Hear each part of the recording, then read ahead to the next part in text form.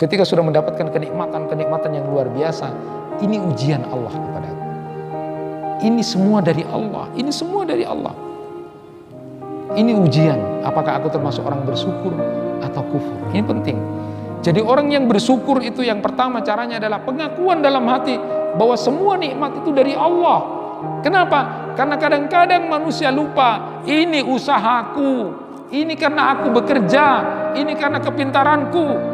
Lalu kemudian dia menjadi orang yang sombong ketika dititipi harta oleh Allah Subhanahu wa taala. Kapan itu, siapa hartanya itu? Kita lahir tidak ada yang bawa harta, semuanya telanjang. Jadi itu cuma ujian dari Allah. Jangan kemudian menjadi orang lupa, ini karena aku kerja, ini karena kepintaranku, usahaku. Luar biasa, ada orang yang begitu. Nabi Sulaiman sudah diberikan semuanya itu, kenikmatan yang luar biasa, sampai bisa bicara dengan makhluk. Coba kalau Bapak diberi kenikmatan, bisa bicara dengan burung, bicara dengan kambing dan sapi, jadi orang sakti, Pak. Tapi kemudian Nabi Sulaiman, ini semua dari Allah, hanya ujian saja.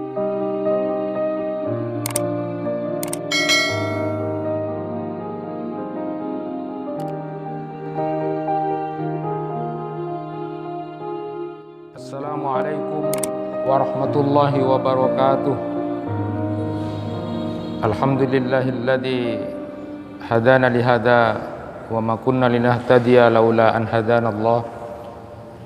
Asyhadu an la ilaha illallah wahdahu la syarikalah wa asyhadu anna Muhammadan abduhu wa rasuluh. Allahumma salli wa sallim wa barik ala nabiyyina Muhammad wa ala alihi wa ashabihi ajma'in. Amma ba'du. Ma'asyiral muslimin rahimakumullah, bapak-bapak, ibu-ibu, jamaah kuliah subuh yang dirahmati Allah. Kita akan melanjutkan kajian masih tentang ayat-ayat ketakwaan. Dan pada kesempatan ini kita akan bahas tentang takwa yang sungguh-sungguh menurut Ibnu Mas'ud radhiyallahu anhu. Bapak dan Ibu, saya ingin memulai. Abu Hurairah radhiyallahu an berkata, saat Rasulullah sallallahu alaihi wasallam mendapatkan wahyu surat At-Tahrim ayat 6, Ya ayyuhalladzina amanu qu anfusakum wa ahlikum nara wa quduhan nasu wal hijarah 'alaiha malaikatun giladun shidadun la ya'sunallaha ma amarahum wa yaf'aluna ma yu'marun. Wahai orang-orang yang beriman, jagalah dirimu dan keluargamu dari api neraka yang bahan bakarnya itu adalah manusia dan batu. Di sana ada penjaga malaikat yang kasar dan keras, tidak pernah bermaksiat kepada Allah atas apapun yang diperintahkannya, lalu kemudian mengerjakan apapun yang menjadi perintah Allah Subhanahu wa taala. Ketika Quran surat At-Tahrim ayat 6 ini turun kepada Nabi Muhammad SAW, kata Abu Hurairah, maka lalu kemudian Nabi Muhammad berdiri lalu memanggil keluarga besarnya. Beliau menyatakan pertama, Ya ma'syaru Quraisy, istaru anfusakum la ugni ankum minallahi syai'a. Wahai kaum Quraisy, jauhkan dirimu dari api neraka. Aku tidak mampu untuk menolak siksaan yang akan diberikan Allah kepada kalian, sedikit pun, kata Rasulullah. Lalu kemudian Rasulullah melanjutkan, Ya bani Abdi Manaf, la ugni ankum minallahi syai'a. Wahai bani Abdi Manaf, aku tidak mampu untuk menolak siksaan Allah yang menimpa dirimu sedikit pun. Ya Abbas ibn Abdul Muttalib, la ummi anka minallahi syai'a. Ya Abbas bin Abdul Muttalib, aku tidak bisa untuk menolak siksaan Allah yang akan menimpa dirimu sedikit pun. Ya Safiyah ammati Rasulullah, la ummi anki minallahi syai'a. Ya Safiyah bibi Rasulullah, aku tidak mampu menolak siksaan Allah sedikit pun yang akan menimpa dirimu. Ya Fatimah binta Muhammad, salini ma syi'ti mim mali, la ugni anki minallahi syai'a. Ya Fatimah binti Muhammad, ambillah hartaku ini semaumu, tetapi aku tidak mampu untuk menolak siksaan Allah yang akan menimpa dirimu sedikit pun. Hadis riwayat Bukhari.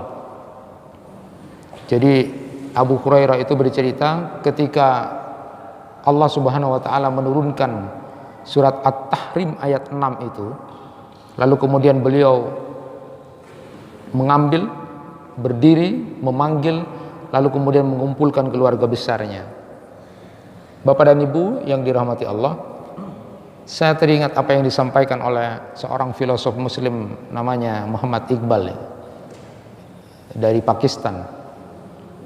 Beliau menyatakan, kalau seandainya kita ingin dekat dengan Al-Quran, maka cobalah bayangkan setiap ayat-ayat yang turun itu Allah turunkan langsung kepada kita, dan itu perintah dari Allah langsung kepada kita, maka baru akan menyatu itu Al-Quran dengan kita.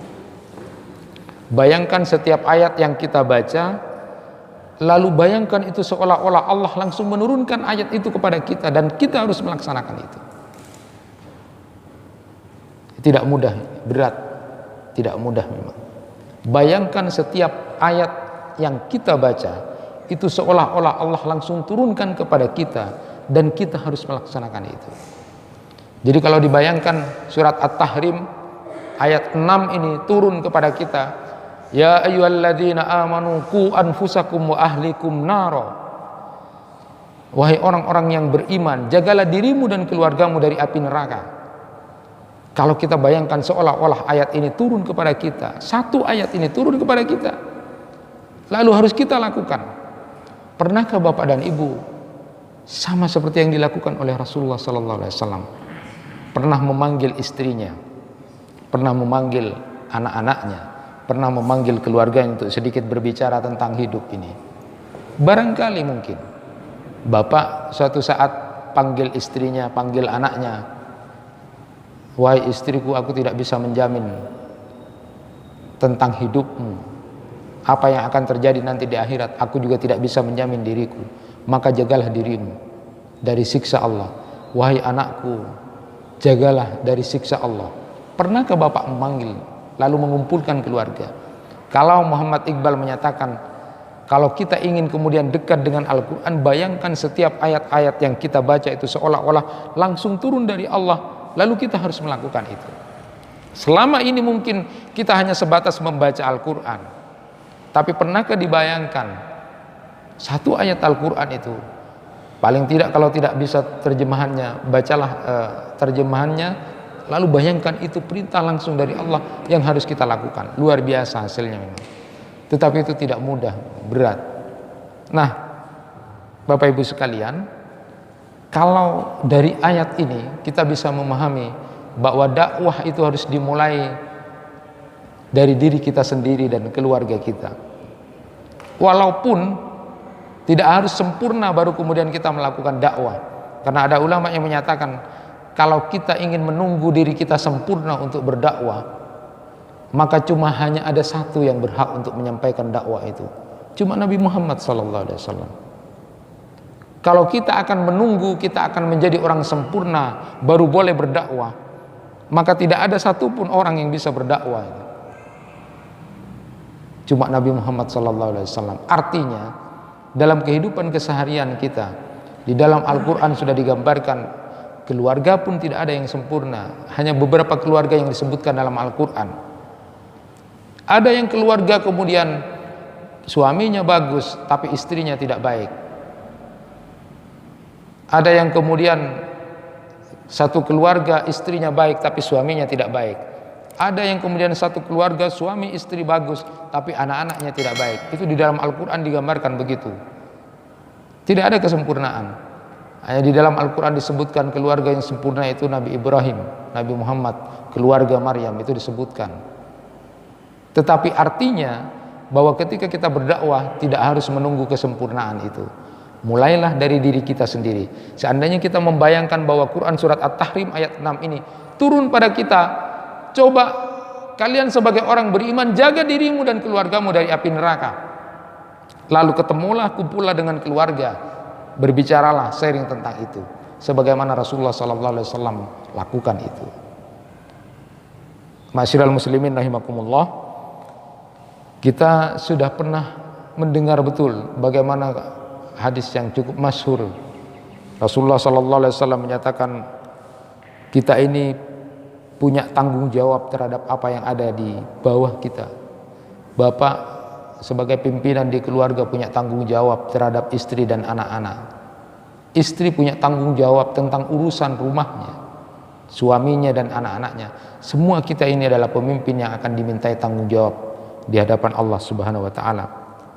Kullukum ra'in wa kullukum mas'ulun ar ra'iyatihi. Itu penting, harus kita jaga. Sekarang siapa yang dimaksud dengan keluarga itu? Siapa yang dimaksud dengan ahlun? Siapa yang dimaksud dengan keluarga yang harus kita jaga dari neraka itu? Para ulama tafsir menerangkan, pertama, yang dimaksud keluarga itu adalah anak dan cucu kita.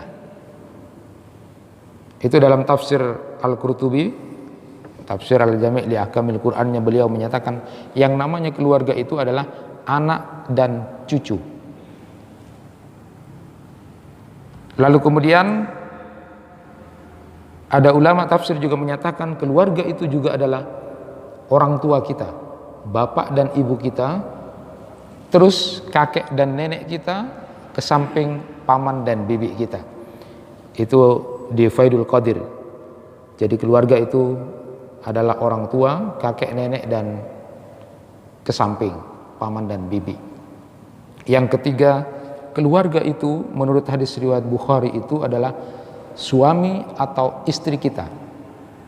Jadi keluarga kita, kalau bapak-bapak ini adalah istrinya, kalau ibu berarti suaminya. Itu keluarga kita yang harus kita jaga. Lalu yang keempat, Ibnu Hajar Al-Asqalani itu dalam Fathul Barinya, yang dimaksud keluarga itu adalah orang yang mewakili keluarganya. Yang kelima, keluarga itu juga termasuk budak dan pembantu rumah tangga. Itu menurut Ad-Dahhak dan Muqatil.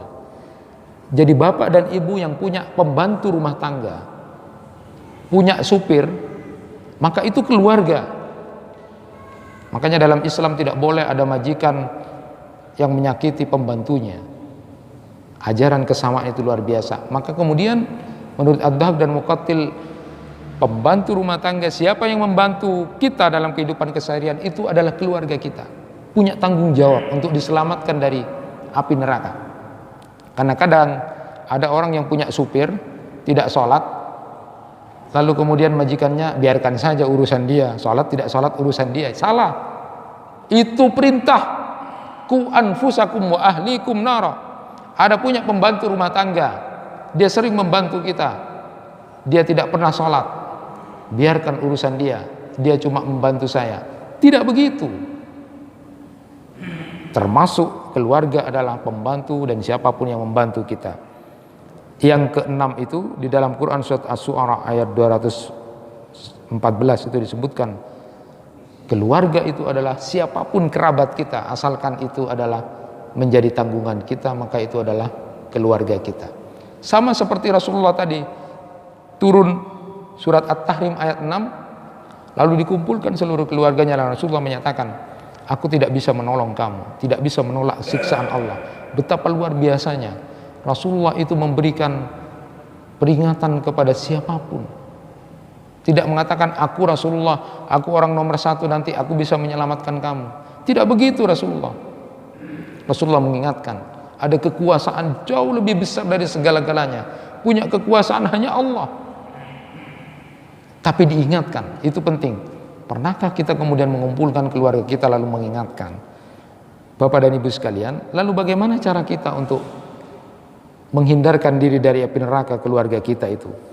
Yang pertama, ketika sahabat Umar radhiyallahu an bertanya kepada Rasulullah, "Ya Rasulullah, bukankah Allah Subhanahu wa taala memerintahkan kepada kita untuk menjaga diri kita dan keluarga kita? Bagaimana aku bisa menjaga keluargaku dari api neraka?" Maka lalu kemudian Rasulullah sallallahu alaihi wasallam menyatakan, "Hendaklah kamu mencegah mereka untuk melakukan apa-apa yang dilarang oleh Allah, dan hendaklah kamu mengajarkan kepada keluarga kamu untuk menjalankan apa yang menjadi perintah-perintah Allah." Itu dalam tafsir Al-Qurtubi ketika menjelaskan tentang bagaimana menyelamatkan keluarga dari api neraka. Keluarga dicegah untuk tidak melakukan hal-hal yang tidak baik atau yang dilarang oleh Allah, dan diajarkan untuk mengamalkan apa yang menjadi perintah-perintah Allah. Yang kedua, Ali bin Abi Thalib itu berkata, "Didiklah keluarga kamu itu dengan akhlak yang mulia dan dinil Islam." Itu dalam tafsir Ibnu Katsir. Jadi untuk menyelamatkan keluarga, didiklah keluarga kamu dengan akhlak yang mulia. Barangkali Bapak dan Ibu sekarang banyak yang kehilangan anak-anaknya punya akhlak yang baik gitu. Siapa yang salah? Besok yang akan dimintai tanggung jawab di akhirat itu adalah pemimpin. Bapak adalah termasuk pemimpin di rumah tangga. Kalau banyak anak-anak kita yang kehilangan akhlaknya, siapa yang bertanggung jawab?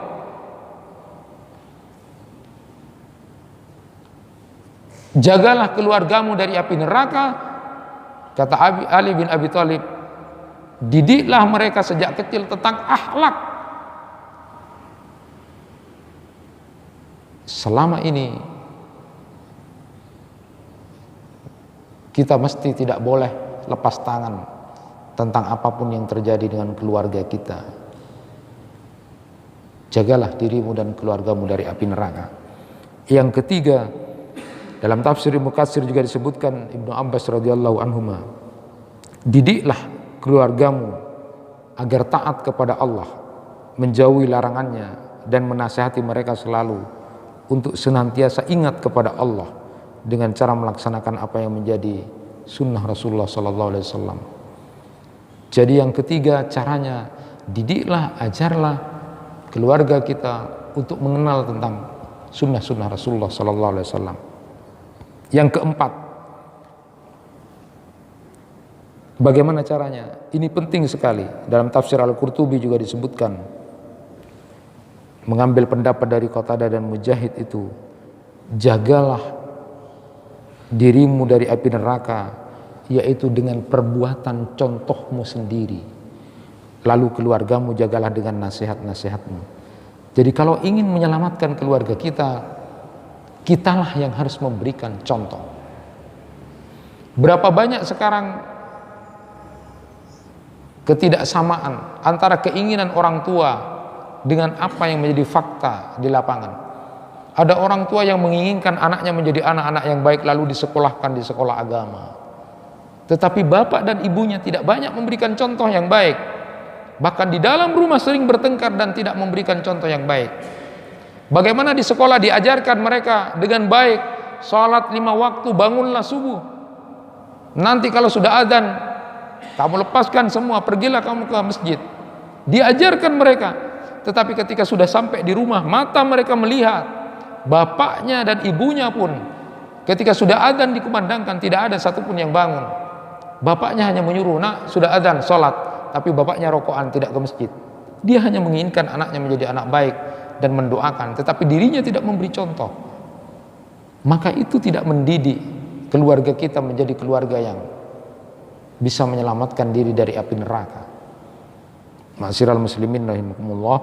Dan yang terakhir, agar bisa kemudian menyelamatkan keluarga kita, selalulah berdoa untuk keluarga kita. Mungkin ini bisa kita lakukan dan sering kita lakukan.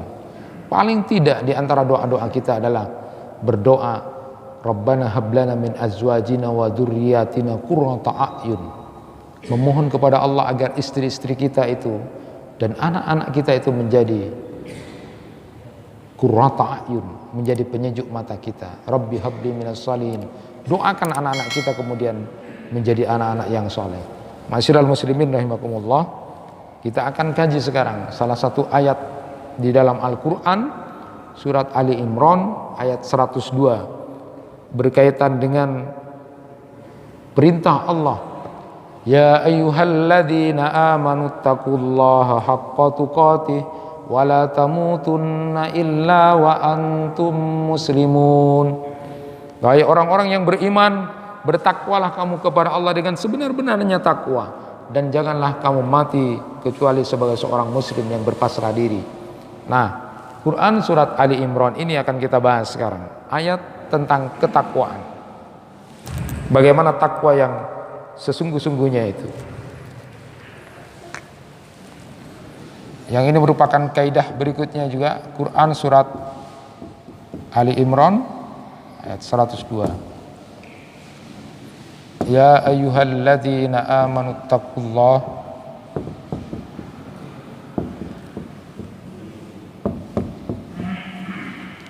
haqqa tuqatih wa la tamutunna illa wa antum muslimun. Bapak dan Ibu sekalian, kita akan bahas sekarang tentang haqqa tuqatih. Ada perintah di dalam Al-Quran surat Ali Imran 102, wahai orang-orang yang beriman, bertakwalah kamu kepada Allah dengan takwa yang sungguh-sungguh, dan janganlah kamu mati kecuali sebagai seorang muslim, orang yang berpasrah diri. Nah, haqqa tuqatih itu bagaimana?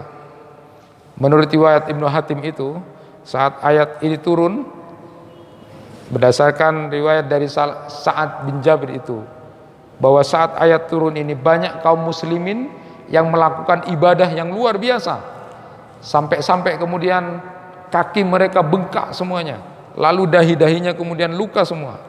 Jadi orang muslim pada waktu itu mengartikan haqqa tuqatih itu luar biasa, sampai bengkak kakinya, lalu kemudian dahinya sampai berdarah-darah luka, sungguh-sungguhnya luar biasa. Sampai kemudian turun Quran surat At-Taghabun ayat 16, fattaqullah mastata'tum, maka kamu bertakwalah kepada Allah sesuai atau menurut kemampuan kamu. Nah, ayat ini atau surat Ali Imran 102 ini sering kemudian digabungkan dengan At-Taghabun ayat 16 yang menyuruh bertakwa sesuai dengan kemampuan, sesuai dengan kemampuan kita. Ketika turun ayat ini, kata beliau, maka kemudian tidak lagi seperti itu cara beribadahnya. Ada ulama tafsir yang menyatakan bahwa haqqa tuqatih itu juga adalah mastata'tum. Jadi takwa yang sungguh-sungguh itu adalah sesuai dengan kemampuan. Jadi tidak saling menasah, tetapi menerangkan. Begitu juga mastata'tum itu adalah sesuai kemampuan, juga harus haqqa tuqatih, harus bersungguh-sungguh di dalam ketakwaan, saling melengkapi. Nah, di antara pendapat apa yang dimaksud dengan haqqa tuqatih itu adalah pendapatnya Ibnu Mas'ud radhiyallahu anhu, sahabat Nabi. Apa yang dimaksud dengan takwa yang bersungguh-sungguh itu atau takwa yang sesungguhnya itu adalah, yang pertama disebutkan adalah ayyata'a wala yansa wala ya'si, melakukan ketaatan kepada Allah dan tidak bermaksiat. Yang kedua adalah ayyadhkura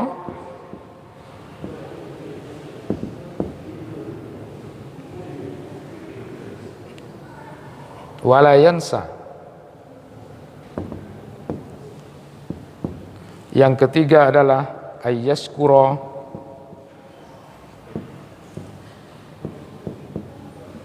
wala yakfur. Menurut Ibnu Mas'ud radhiyallahu an, bertakwa yang sungguh-sungguh itu atau kesungguhan takwa itu bisa dilihat kalau seorang hamba itu melakukan ketaatan dan tidak pernah bermaksiat, selalu melakukan ketaatan kepada Allah dan tidak bermaksiat. Orang disebut dia takwanya sungguh-sungguh ketika dia selalu ingat Allah, dia selalu berzikir dan tidak pernah melupakan sedikit pun Allah. Dan orang yang bertakwa sungguh-sungguh itu adalah orang yang bersyukur kepada Allah dan tidak sedikit pun dia menjadi orang yang kufur. Inilah yang akan kita bahas, bahwa takwa yang sesungguhnya itu ada kaitannya menjadi orang yang taat, selalu berzikir kepada Allah, dan dia selalu bersyukur kepada Allah. Kalau ini dilakukan tiga-tiganya ini, betapa luar biasanya menjadi sebuah kekuatan kepada kita. Mari kita perhatikan bersama, Bapak dan Ibu sekalian. Saya ingin mulai dari bahasan tentang ketaatan. Taat dan jangan kemudian menjadi orang yang bermaksiat kepada Allah. Ada yang menarik ketika Syekh Abdurrahman Yahya itu menyampaikan tentang taat itu, yang merupakan ciri orang yang bertakwa yang pertama itu. Beliau menyebutkan orang yang taat atau orang yang bertakwa itu adalah, bahasanya sama sebenarnya dengan yang lain, tetapi indah sekali. Beliau menyatakan taat itu adalah Allah selalu menemukan kamu di setiap ada perintah-perintahnya, dan Allah tidak menemukan kamu di setiap larangan-larangan yang diberitahu oleh Allah. Saya ulangi, taat atau takwa adalah Allah selalu menemukan kamu di setiap perintah-perintahnya, dan kemudian Allah kehilangan kamu, tidak menemukan kamu pada saat ada larangan-larangan Allah. Itulah orang yang taat kepada Allah. Syekh Athaillah itu dalam Al-Hikamnya menyatakan begini, aslu kulli maksiatin wa ghaflatin wa sahwatin arida anin nafsi wa aslu kulli ta'atin wa yakdatin wa iffatin adamur ridha minka anha. Beliau menyatakan, Syekh Athaillah dalam Al-Hikam, asal mula maksiat, semua maksiat itu asal mulanya adalah, semua kelalaian, semua syahwat itu adalah karena cenderung mengikuti hawa nafsu. Sedangkan asal dari semua ketaatan itu adalah kesadaran, rasa harga diri, lalu tidak rela untuk mengikuti hawa nafsu. Itu yang dikatakan oleh Syekh Athaillah. Jadi semua maksiat itu muncul gara-gara mengikuti hawa nafsu, dan semua ketaatan itu adalah ketika dimulai kesadaran diri yang penuh untuk tidak mengikuti diri kepada hawa nafsu itu. Maka ada ulama yang menyatakan, harimu pada saat di pagi hari ini, ketika amalmu mengikuti nafsumu, maka celaka kamu.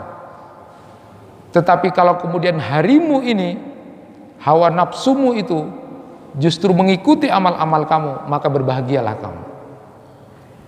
Maka ciri orang yang bertakwa itu adalah penuh dengan ketaatan kepada Allah Subhanahu wa taala dan menjauhi maksiat.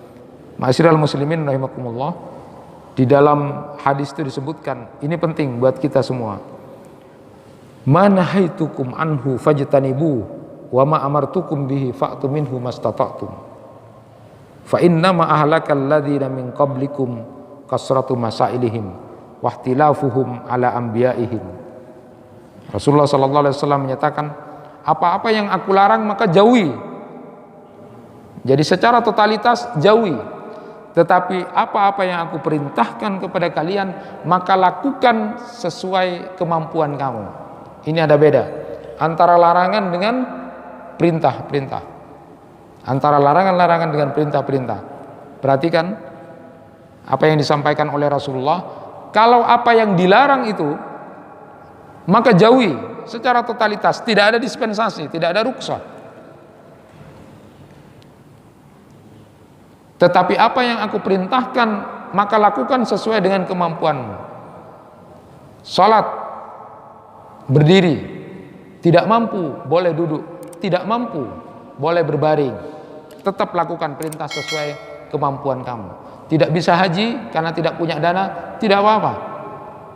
Yang punya segera ke haji.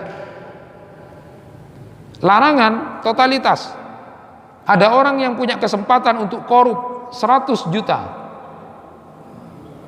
Punya kesempatan, lalu kemudian mau mengatakan pada Allah, ya Allah, tidak 100 juta, cukup 10 juta, kenapa ya Allah? Tidak apa-apa.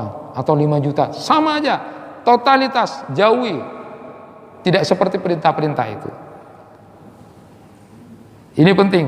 Kadang-kadang orang banyak yang lupa. Kalau ingat apa yang disampaikan oleh Imam Al-Ghazali itu, an-naddin syatrain, ahaduma tarkul manahi wal akhar fi'lut ta'at, kata beliau. Wa tarkul manahi wal asad fa inna ta'at yaqdiru alaihi kullu ahad wa tarkus syahwat la yaqdiru alaihi illa siddiqun. Ini menjadi menarik apa yang disampaikan oleh Imam Al-Ghazali itu. Bicara tentang agama itu cuma dua saja. Yang pertama, urusannya adalah meninggalkan apa yang dilarang. Yang kedua adalah melakukan ketaatan kepada Allah. Tetapi meninggalkan sesuatu itu jauh lebih berat daripada melakukan perintah. Beliau sampaikan, mungkin orang melakukan ketaatan, siapapun bisa melakukan ketaatan. Sedangkan orang yang meninggalkan syahwat dan larangan itu hanya orang yang jujur dalam beragama. Maka ada ulama yang menyatakan, kalau ketaatan itu siapapun bisa melakukan. Orang baik, orang jahat, orang yang pura-pura bisa melakukan. Orang bersedekah bisa semua dilihat. Orang baik bersedekah ada. Orang yang punya kepentingan bersedekah ada. Ada orang yang pura-pura bersedekah ada. Orang jahat bisa sholat. Orang baik bisa sholat. Siapapun bisa. Tetapi saat meninggalkan apa yang dilarang oleh Allah, pada saat dia mampu dan bisa untuk melakukan, hanya orang-orang yang jujur di dalam beragamalah yang bisa meninggalkan itu. Maka kalau kemarin apa yang disampaikan oleh Umar bin Khattab, jangan tertipu dengan sholat seseorang, tapi cek, cobalah dia kalau berurusan dengan uang. Itu yang disampaikan oleh Umar bin Khattab. Semua perintah mungkin semua orang bisa melakukan, tetapi kalau itu larangan, hanya orang-orang yang jujurlah di dalam beragama untuk meninggalkan itu. Ma'asyiral muslimin rahimakumullah, maka ciri orang yang bertakwa itu adalah, yang pertama, dia selalu melakukan ketaatan kepada Allah, dan dia kemudian menjauhi apa yang menjadi kedurhakaan kepada Allah. Yang kedua, ini penting juga, ciri orang yang kemudian dia punya kesungguhan di dalam bertakwa kepada Allah adalah dia selalu mengingat Allah pagi, siang, petang. Dia selalu mengingat Allah. Di dalam Al-Quran disebutkan, ya ayyuhalladzina amanu dzkurullaha dzikran katsira wasabbihu bukratan wa asila. Hai orang-orang yang beriman, ingatlah kepada Allah itu banyak. Ini kalimat yang banyak. Ini berbeda dengan amal. Kalau amal itu adalah amal yang terbaik, berbuatlah amal yang paling bagus. Ahsanu amala, tidak amal yang banyak, tetapi amal yang paling bagus, berbobot. Itu kalau amal soleh, tidak diperintah banyak, tetapi berkaitan dengan zikir, perbanyaklah berzikir. Hati-hati. Ciri orang munafik itu disebutkan dia zikirnya kepada Allah sedikit, tetapi khusus masalah zikir ini banyak. Kalimat-kalimatnya adalah banyak. Allah Subhanahu wa taala mengistimewakan orang-orang yang selalu berzikir ini. Disebut dengan al-mufarridun. Ketika sahabat bertanya kepada Rasulullah, siapa yang dimaksud dengan al-mufarridun itu? Rasulullah kemudian menjawab, mereka adalah laki-laki atau perempuan yang banyak mengingat Allah. Wadz-dzakirinallaha katsira wadz-dzakirat a'addallahu lahum maghfiratan wa ajran 'azima. Jadi akan disediakan ampunan dan pahala yang besar bagi laki-laki dan perempuan yang banyak mengingat Allah. Ada yang menarik, dan ini bisa dilakukan bapak dan ibu. Riwayat Abu Sa'id Al-Khudri radhiyallahu an, Nabi sallallahu alaihi wasallam bersabda, "Idza aiqadar rajulu ahlahu minal lail fa shallaya aw shalla rak'ataini jami'an kutiba fid dzakirin Allah katsira wadz dzakirat." Rawahu Abu Dawud. Kalau ada seorang suami laki-laki membangunkan istrinya di tengah malam, lalu kemudian dia salat berjamaah atau salat sendiri-sendiri 2 rakaat, maka dicatatlah oleh Allah 2 orang itu, malam itu dicatat sebagai orang yang ahli zikir. Dia banyak mengingat Allah, laki-laki dan perempuan. Dan orang yang ahli zikir ini akan banyak dapat ampunan dan pahala yang besar. Jadi bapak dan ibu boleh mulai nanti malam bangunkan istrinya, lalu boleh sholat jamaah atau boleh sholat sendiri-sendiri. Maka akan disebutlah malam itu bapak dan ibu sebagai ahli zikir. Saat ada orang yang meminta nasihat kepada Rasulullah sallallahu alaihi wasallam, "Inna abwabal khairi katsira." Ya Rasulullah, pintu-pintu kebaikan itu banyak. Wala astati'ul qiyama bikulliha. Tetapi saya tidak akan mampu untuk melakukan semuanya itu ya Rasulullah. Fa akhbirni bi syai'in atasabbat bihi wala tuksiru alayya fa ansa. Beritahu aku tentang sesuatu yang aku bisa melakukan itu ya Rasulullah. Tidak usah banyak yang aku bisa melakukan. Maka kemudian Rasulullah menyatakan, la yazalu lisanuka radban bidzikrillah. Jangan pernah kemudian lisanmu kemudian tidak basah dengan zikir kepada Allah. Itu nasihat Rasulullah. Sederhana, zikir, tidak pakai biaya banyak. Perintahnya juga harus banyak. Masyiral muslimin rahimakumullah. Bagaimana orang yang dikatakan banyak zikir itu? Yang pertama menurut Mujahid itu adalah bila orang itu setiap berdiri, berjalan, duduk dia, berbaring dia, selalu zikir kepada Allah. Alladzina yadhkuruna Allah qiyaman wa qu'udan wa 'ala junubihim. Dia selalu berzikir kepada Allah. Itu ukurannya orang yang banyak berzikir itu menurut Mujahid. Menurut Ibnu Shalah itu adalah orang yang dikatakan banyak berzikir itu adalah dia zikir dengan zikiran-zikiran yang sudah maksur. Ya, baik itu pagi maupun malam hari. Tetapi seperti yang saya sampaikan menurut Ibnu Abbas radhiyallahu an, beliau menyatakan bahwa paling tidak di 5 keadaan itu sudah disebut ahli zikir. Yang pertama adalah setiap selesai sholat wajib dia berzikir.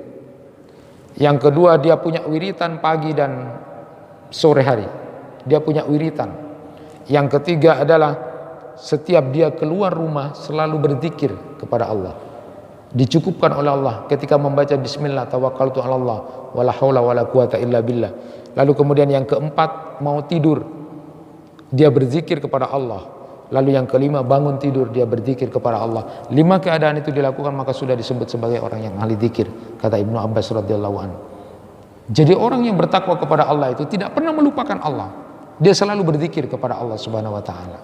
Penting buat kita apa yang kemudian disampaikan oleh Allah, difirmankan di dalam Quran surat Al-A'raf ayat 205. Ketika kita berzikir kepada Allah harus dengan suara yang lirih, rendah hati, penuh dengan rasa takut dan harap kepada Allah.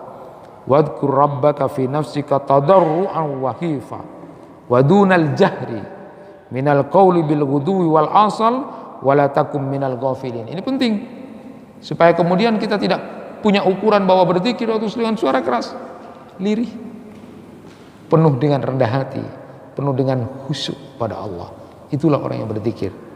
Saat Nabi SAW mendengar ada kelompok orang yang kemudian mengeraskan suara zikir dan doanya itu, lalu kemudian Nabi menyatakan, ya ayuhan nas irba'u ala anfusikum fa innakum la tad'una asamma wala ghaiba innal ladzi tad'unahu sami'un qarib aqrabu ila hadikum min unuqi rahilati. Rasulullah menegur, wahai manusia, berdoalah dengan suara yang lirih, karena kalian tidak berdoa kepada zat yang tuli dan yang tidak ada.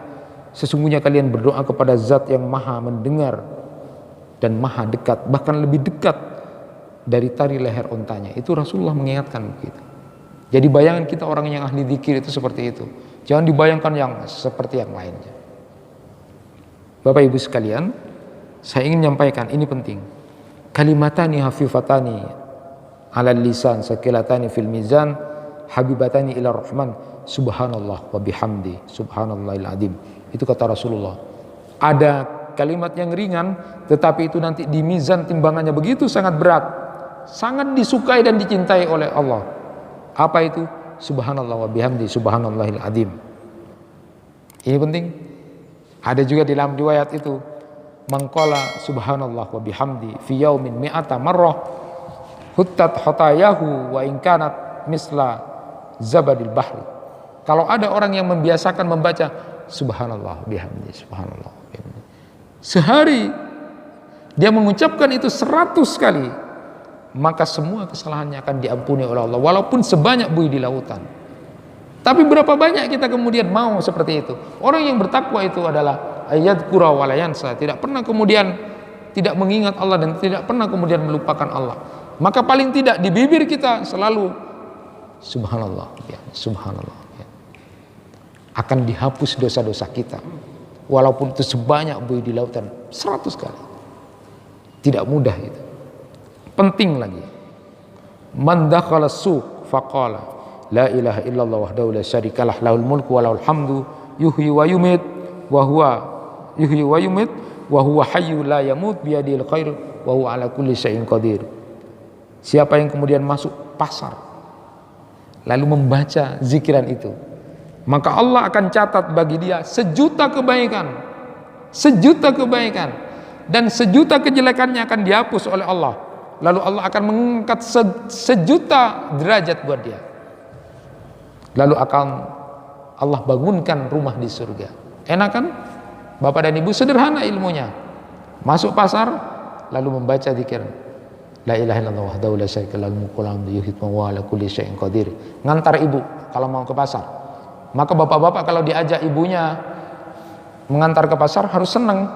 Cek pas, oh mangkat tibik mare mah. Jangan. Ini kesempatan berdoa ya.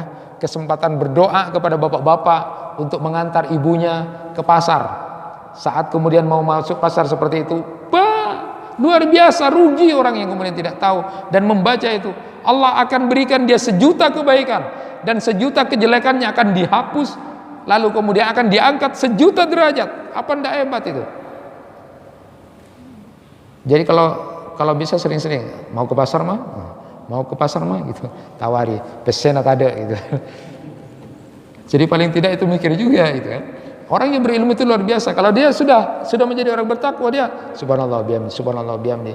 Saya sering mengingatkan murid-murid saya itu, nah ada kalimat itu ringan, subhanallah bihamdi subhanallah bihamdi. Itu cuma kalimat ringan tapi akan dihapus dosa-dosa kamu gitu. Maka coba nanti setiap kamu ada di lampu merah atau traffic light itu pas merah nah, sudah tinggal 30, 20 misalnya, kita keburu, itu kan mangkel Pak. Aduh gitu kan. Coba setiap itu dibiasakan di pikiran kamu, mindset kamu, setiap kamu antri dan setiap berhenti kemudian berzikir. Paling tidak itu tinggal 36, kamu sudah keburu, apa yang bisa dilakukan? Takut juga. Daripada ngegas aja, kenapa tidak kemudian subhanallah bihamdi subhanallah bihamdi subhanallah bihamdi. Itu luar biasa. Akan terasa tenang, lalu kamu akan dapat pahala luar biasa. Inilah orang yang bertakwa. Jangan sampai kemudian menghilangkan itu. Bapak dan Ibu sekalian, berkaitan dengan ini, kalau itu zikir yang muqayyad. Nah, zikir ada yang zikir mutlak, tidak ditentukan berapa saja silakan. Tapi kalau zikir muqayyad itu ada petunjuk dari Rasulullah SAW. Beliau menyatakan kalau itu berkaitan dengan zikir yang muqayyad yang ada hitungannya, alaikunna bit tasbih wa tahlil wa taqdis wa la takfulna wa tansana ar-rahma wa akidna bil anamil fa innahunna mas'ulatun wa mustantaqat. Hendaklah kalian membaca tasbih, tahlil, takdis, janganlah kalian lalai yang menyebabkan lupa akan rahmat Allah. Hitunglah dengan jari jemari kalian, karena jari jemari kalian itu nanti akan berbicara. Jadi ini penting. Kalau itu berkaitan dengan muqayyad dan hitungannya ada 7, ada 10, ada 100, memang paling tidak pakailah dengan jari jemari. Rasulullah menyatakan begitu. Kenapa? Karena ini nanti yang akan berbicara di hadapan Allah. Boleh enggak pakai yang lain? Pakai tasbih, pakai, ya silakan, enggak apa-apa. Tetapi petunjuk Rasulullah nanti ini yang akan berbicara. Walaupun benda-benda itu juga akan berbicara, tapi paling tidak Rasulullah menyuruh kita, kalau itu zikir yang muqayyad, pakailah jari jemari kau. Terakhir, orang yang bertakwa itu adalah selalu bersyukur kepada Allah, dan dia tidak pernah menjadi orang yang kufur pada Allah. Kita mengetahui orang yang bersyukur itu adalah yang pertama mengakui dalam hati bahwa semua nikmat itu adalah dari Allah. Nabi Sulaiman contohnya, ketika sudah mendapatkan semuanya dari Allah, tidak ada sesuatu yang luar biasa sehebat Nabi Sulaiman, sampai diberikan nikmat bisa bicara dengan binatang, menguasai makhluk-makhluk. Hebat itu Nabi Sulaiman. Tapi apa yang dikatakan oleh Nabi Sulaiman? Hadza min fadli rabbi liyabluwani ashkur am akfur. Wa man syakara fa inna ma yashkuru li nafsi wa man kafara fa inna rabbi ghaniyyun karim. Itu yang diucapkan oleh Nabi Sulaiman. Ketika sudah mendapatkan kenikmatan yang luar biasa, ini ujian Allah kepada aku. Ini semua dari Allah, ini semua dari Allah. Ini ujian, apakah aku termasuk orang bersyukur atau kufur? Ini penting. Jadi orang yang bersyukur itu yang pertama caranya adalah pengakuan dalam hati bahwa semua nikmat itu dari Allah. Kenapa? Karena kadang-kadang manusia lupa, ini usahaku, ini karena aku bekerja, ini karena kepintaranku. Lalu kemudian dia menjadi orang yang sombong ketika dititipi harta oleh Allah Subhanahu wa taala. Kapan itu, siapa hartanya itu? Kita lahir tidak ada yang bawa harta, semuanya telanjang. Jadi itu cuma ujian dari Allah. Jangan kemudian menjadi orang lupa, ini karena aku kerja, ini karena kepintaranku, usahaku. Luar biasa, ada orang yang begitu. Nabi Sulaiman sudah diberikan semuanya itu, kenikmatan yang luar biasa, sampai bisa bicara dengan makhluk itu. Coba kalau Bapak diberi kenikmatan, bisa bicara dengan burung, bicara dengan kambing dan sapi, jadi orang sakti, Pak. Tapi kemudian Nabi Sulaiman, ini semua dari Allah, hanya ujian saja. Jadi jangan sampai kemudian menutupi itu. Yang kedua, bersyukur pada Allah. Ini penting, manajemen alhamdulillah ini dalam keadaan seperti sekarang ini, ketika kita mendapatkan nikmat apapun yang itu sempurna dan bagus, nikmat yang luar biasa buat kita, alhamdulillah, binikmatihi tatimmus shalihat. Hatta kemudian diuji oleh Allah sesuatu yang tidak baik, gimana kabarmu, gimana keadaanmu, alhamdulillah ala kulli halin. Punya buku yang luar biasa itu, manajemen alhamdulillah. Orang kalau sudah pikirannya bersyukur, alhamdulillah, itu kan menjadi orang hebat. Tapi kalau pikirannya aduh, mengeluh, tidak akan menjadi orang hebat. Tapi kalau di pikirannya itu sama dengan ciri orang yang bertakwa yang disebutkan oleh Ibnu Mas'ud, orang yang bertakwa itu kepada Allah dengan takwa yang sungguh-sungguh itu adalah pikirannya selalu bersyukur kepada Allah. Gimana? Alhamdulillah, binikmati tatimmus shalah. Ketika gembira, ketika ada ujian, alhamdulillah, selalu alhamdulillah, pasti akan baik orang itu, karena dia orang yang bertakwa. Kemudian yang ketiga adalah orang yang bersyukur kepada Allah, di samping hatinya lalu lisannya mengucapkan hamdalah itu. Yang ketiga adalah dia kemudian menggunakan nikmat-nikmat Allah itu di jalan yang benar. Ketika Ibnu Hazm ditanya bagaimana orang bersyukur ketika punya dua mata, maka matanya dipakai untuk melihat hal yang dibolehkan. Ketika kemudian matanya dipakai untuk melihat hal-hal yang tidak dibolehkan, maka dia tidak bersyukur. Bagaimana bersyukur dengan kita punya tangan ini? Maka orang yang bersyukur dengan punya dua tangan, maka tangannya tidak dipakai untuk melakukan hal-hal yang tidak baik, mencuri, mengambil hak orang lain. Karena itu kontradiktif dengan rasa syukur kita kepada Allah. Bagaimana kemudian bersyukur kita punya kehormatan? Kehormatan itu hanya dipakai untuk istrinya dan budaknya. Bagaimana dia bersyukur dengan nikmat yang diberikan kepada Allah? Maka dia gunakan untuk bersedekah. Itulah orang yang bersyukur sesungguhnya. Jadi hatinya mengakui bahwa semua itu adalah dari Allah. Ingat Pak, ingat Bu, semua harta yang kita miliki titipan saja, karena tidak ada satupun yang bawa harta itu. Jadi bersyukurlah, akui bahwa ketika Allah menguji kita dengan kekayaan, kepintaran dan sebagainya, itu cuma titipan amanat. Apakah kita termasuk orang bersyukur atau tidak? Manajemen yang benar adalah hati dan pikirannya selalu bersyukur kepada Allah. Sebaliknya, orang yang tidak bertakwa, dia akan terlalu banyak kufur pada Allah, mengeluh. Kenapa? Itu juga dilihat dari temannya. Kata Imam Al-Ghazali dalam Tambilul Ghafilnya, itu salah satu diantaranya adalah tergantung kepada bagaimana kita bergaul.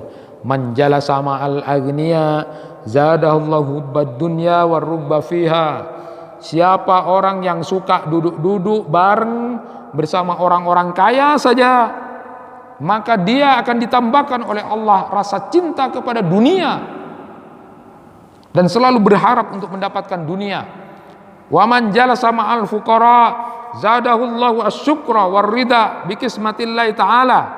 Siapa yang sering bersama orang-orang miskin, maka Allah akan tambahkan hatinya untuk selalu bersyukur kepada Allah, dan dia ridho dengan apa yang diberikan Allah kepada dia, karena dia sering bersama orang-orang yang seperti itu. Wa man jalasa ma'as sultan zadahullahu kibra wa qasawatal qalbi. Siapa orang yang suka duduk-duduk dengan pejabat, maka Allah akan tambahkan kepada dia rasa perasaan sombong dan keras hati. Coba lihat, kalau berteman dengan orang-orang yang punya kekuasaan, wah sombong, Cina, sombong dan keras hati. Wa man jalasa ma'an nisa zadahullahul jahla was sahwa. Siapa yang sering bareng perempuan, maka dia akan diberikan ditambah kebodohan oleh Allah dan selalu pikirannya syahwat. Wa man jalasa ma'as sibyan zadahullahu lahwa wal miza. Siapa yang suka duduk-duduk bareng-bareng anak kecil terus kerjaannya, maka Allah akan tambahkan kepada dia rasa lalai dan senda gurau aja. Wa man jalasa ma'al fisaq zadahullahu jur'ah ala dzunub wal ma'asi wal iqdam 'alaiha wat taswifu fit taubah. Siapa orang yang suka gemar bareng sama orang yang fasik, suka berbuat jahat, suka berbuat kemaksiatan, maka Allah akan tambahkan hatinya untuk berani berbuat dosa, karena dia niru orang-orang yang di sekitarnya akan berbuat maksiat. Waman jalasa ma'as salihin zadahullahu ar-rubbah fit ta'at. Siapa yang suka bersama orang-orang yang soleh, maka Allah akan berikan tambahan dia kegemaran untuk melakukan amal-amalan ketaatan kepada Allah. Wa man jalasa ma'al ulama zadahul ilma wal wara. Siapa yang sering duduk bersama ulama itu, maka dia akan diberikan ilmu dan hati-hati dalam hidup. Ini penting karena teman itu sangat menentukan. Maka ketika Imam Syafi'i menyatakan, kalau kamu punya teman yang selalu mengajak kepada ketaatan, jangan lepas dia. Jangan lepas dia. Kalau kamu punya teman yang selalu mengajak kepada ketaatan, jangan lepas dia. Susah untuk punya teman seperti itu. Kalau melepaskan mudah. Sampai diriwayatkan nanti apabila penghuni surga telah masuk ke surga, lalu kemudian mereka tidak menemukan sahabat-sahabatnya, maka kemudian dia akan bertanya kepada Allah, mana sahabat-sahabatku dulu ya Allah, yang sholat bersama saya, yang puasa bersama saya, yang berjuang bersama saya. Maka lalu Allah menyatakan, cari sahabatmu di neraka itu, bawa dia selama dia masih punya ketauhidan. Artinya ternyata teman itu punya pengaruh untuk menjadi syafaat, menjadi teman. Maka perbanyaklah teman. Bapak dan Ibu pengurus masjid takmir itu luar biasa, setiap hari berjuang, mana temanku, mana temanku. Nanti tanya kalau tidak ada di surga itu, mana temanku dulu berjuang sama saya, bersihkan masjid, bersihkan karpet, mana cari. Lalu Allah kemudian perintahkan, itu cari sahabatmu di neraka, lalu kemudian bawa. Itu luar biasa, sahabat itu punya seperti itu. Sampai Ibnul Jauzi itu menyatakan begitu. Ibnul Jauzi itu sampai menyatakan, nanti wahai saudara-saudaraku, kalau engkau tidak menemukan aku di surga, maka carilah dan bilanglah, mintalah kepada Allah bahwa dulu temanmu ini pernah mengingatkan tentang sebuah kebaikan. Ini penting buat kita, bahwa pengaruh luar biasa untuk menjadi orang bertakwa itu adalah selalu taat kepada Allah, tidak bermaksiat, selalu zikir kepada Allah, tidak sedikit pun dia lupa kepada Allah. Lalu kemudian dia selalu pikirannya adalah bersyukur kepada Allah dan tidak pernah menjadi orang yang kufur. Itulah takwa yang sesungguhnya menurut Ibnu Mas'ud. Perintah, ya ayyuhalladzina amanu taqullaha haqqa tuqatih wa la tamutunna illa wa antum muslimun. Mudah-mudahan kita termasuk orang-orang yang nanti digolongkan sebagai orang-orang yang bertakwa secara sungguh-sungguh, karena dalam kehidupan kita selalu taat kepada Allah, berusaha untuk menjauhi maksiat, lalu kemudian selalu zikir kepada Allah dan tidak pernah lupa. Lalu pikiran kita selalu bersyukur, tidak banyak mengeluh. Dengan jalan tentunya didukung oleh teman kita yang selalu memberikan support dan dukungan untuk menjadi orang yang baik dalam kehidupan ini. Itu yang bisa disampaikan, mudah-mudahan bermanfaat. Kurang lebihnya mohon maaf. Wassalamualaikum warahmatullahi wabarakatuh.